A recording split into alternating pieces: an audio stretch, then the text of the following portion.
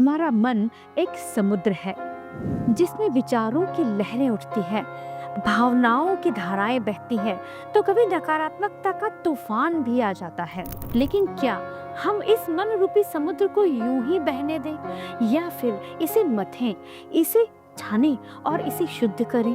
क्या आपने कभी सोचा है कि महाकुंभ एक आध्यात्मिक पर्व ही नहीं बल्कि हमारे मन का एक गूढ़ रहस्य है? क्या आपने कभी सोचा है कि समुद्र मंथन महज एक पौराणिक कथा ही नहीं बल्कि हमारे मन का एक गूढ़ रहस्य है? क्या महाकुंभ मात्र एक धार्मिक आयोजन है?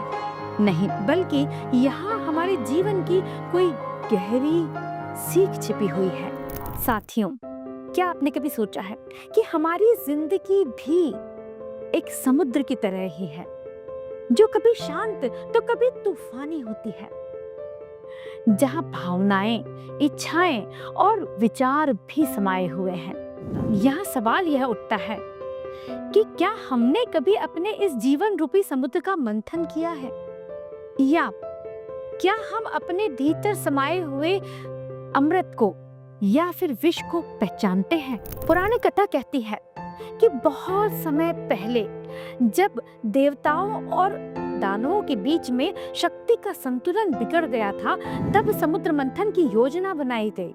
और उस योजना के तहत जब समुद्र मंथन प्रारंभ किया गया तो उसमें से अलग अलग कई सारी वस्तुएं निकलने लगी। उसमें से कुछ वस्तुएं तो दिव्यता लिए हुए थी और कुछ विनाशकारी भी थी। हमारा जीवन भी कुछ इसी नियम पर चलता है। जब हम अपने जीवन रूपी समुद्र का मंथन करते हैं तो उसमें से कुछ सकारात्मकता, कुछ महत्वपूर्ण चीजें, महत्वपूर्ण रत्न बाहर आते हैं, तो वहाँ पर कुछ नकारात्मकता भी बाहर आती है, जिसे हमें सहन करना होता है और आगे बढ़ना होता है।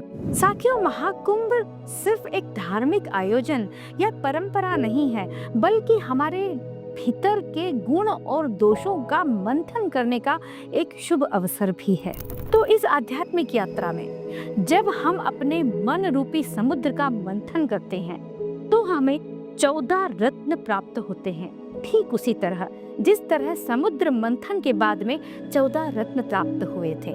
आइए आज के वीडियो में हम यह जानते हैं कि हमारे मन रूपी मंथन से निकले हुए 14 रत्न किस तरह से पहले के समुद्र मंथन के 14 रत्नों से संबंध रखते हैं। सबसे पहले निकला था हलाहल यानी कि विष, जो कि नकारात्मकता और अहंकार का प्रतीक है।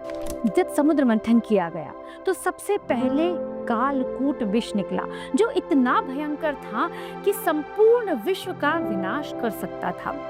भगवान शिव आगे आए और उन्होंने अपने कंठ में उसे धारण कर लिया और नीलकंठ कहलाए। ठीक उसी तरह जब हम अपने मन रूपी समुद्र का मंथन करते हैं तब नकारात्मक भावनाएं, द्वेष, ईर्ष्या, नफरत, जलन जैसी भावनाएं बाहर आती हैं। उन भावनाओं को हमें शिव की तरह से नष्ट नहीं बल्कि नियंत्रित करना होता है, और साथ ही उसे हमें धारण तो करना है पर अपने अंदर उतारना नहीं है, इस बात को ध्यान रखना है। दूसरा रत्न है कामधेनु, जो इच्छा पूर्ति करने वाली गाय थी, जो कि शुभ विचारों व सकारात्मक विचारों की प्रतीक है।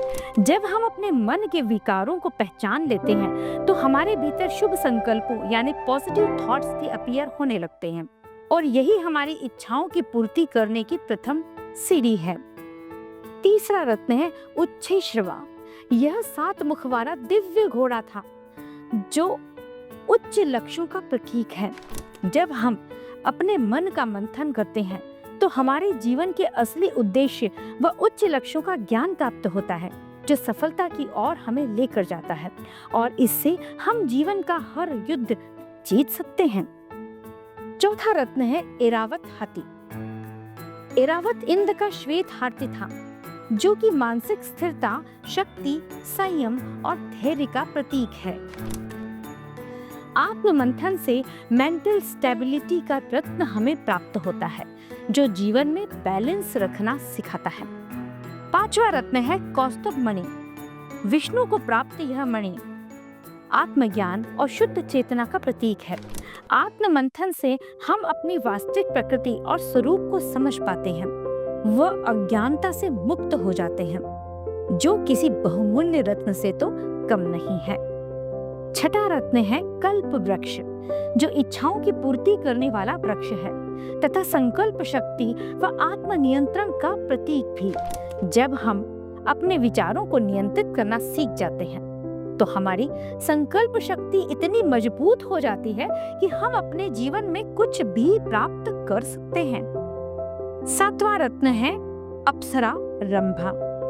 यह रत्न आत्मीय सौंदर्य और आकर्षण का प्रतीक है, अर्थात जब हम मन का मंथन करते हैं तो रत्न स्वरूप हमें आंतरिक सौंदर्य यानी सुख शांति प्राप्त होती है, अर्थात प्रेम, करुणा और सौम्यता विकसित होती है।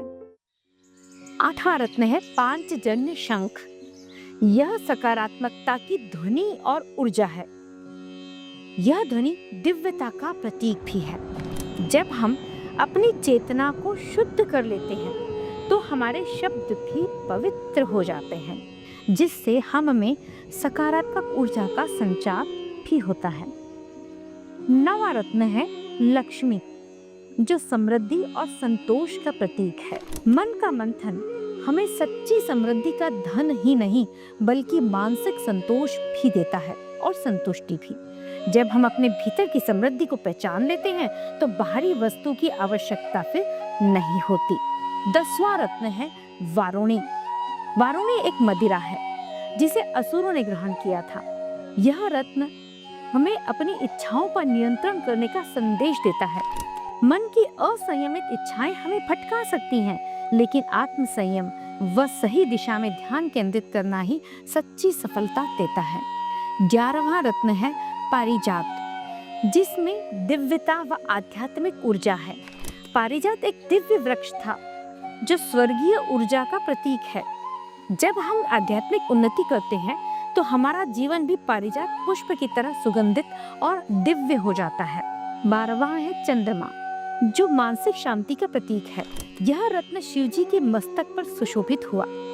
मन रूपी मंथन से हमें मानसिक शांति प्राप्त होती है, जिससे हम टफ सिचुएशन में भी स्टेबल रह सकते हैं और पीसफुल भी रह सकते हैं।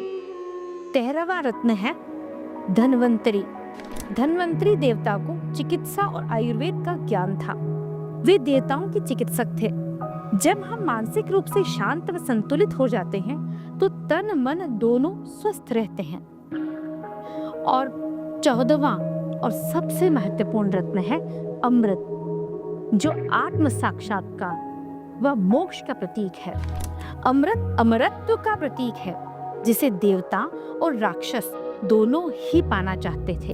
अर्थात जब हम सभी मानसिक विकारों से मुक्त हो जाते हैं तो हमें आत्म साक्षात्कार रूपी दिव्य रत्न की प्राप्ति होती है, जो जीवन को पूर्णता देता है और मोक्ष की ओर लेकर जाता है।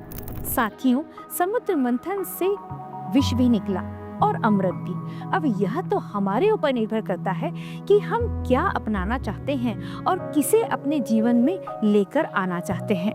हम सभी के अंदर विष भी है और अमृत भी है। हमें सिर्फ अपने देवत्व को जगाना होगा और यह तभी संभव हो पाएगा जब हम अपने विचारों को, अपने मन को और अपने कर्मों को मंथन करेंगे। महाकुंभ सिर्फ गंगा, जमुना और सरस्वती 3 नदियों का संगम ही नहीं बल्कि हमारे मन, कर्म और विचारों का भी संगम है।